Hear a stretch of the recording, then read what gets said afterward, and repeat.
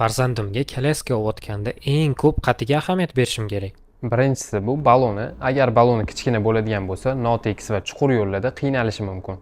Ikkinchisi bu materiali bo'ladi. Agar kalaskani 4 ta sezon ham ishlataman desangiz, materialini tekshirib olishingiz kerak, yomg'ir va qorga chidamli bo'lishi kerak bo'ladi. Uchinchisi bu eng ko'p qaraladigan joyi, kalaskani ruchkasi oldiga va orqaga o'tishi. Bu farzandinglarni ko'rib ketish imkonini beradi. Farzandingiz uchun sifatli kalaska qidirib yurgan bo'lsangiz, pastdagi nomerlarga aloqaga chiqing. Kanalimizga obuna bo'lib qo'yish esdan chiqmasin. Farzandimga kolyaska o'tganda eng ko'p qatiga ahamiyat berishim kerak. Birinchisi bu baloni. Agar baloni kichkina bo'ladigan bo'lsa, notekis va chuqur yo'llarda qiynalishi mumkin.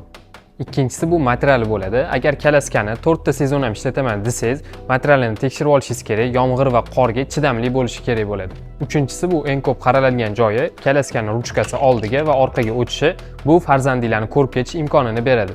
Farzandingiz uchun sifatli kalaska qidirib yurgan bo'lsangiz, pastdagi nomerlarga aloqaga chiqing. Kanalimizga obuna bo'lib qo'yish esdan chiqmasin.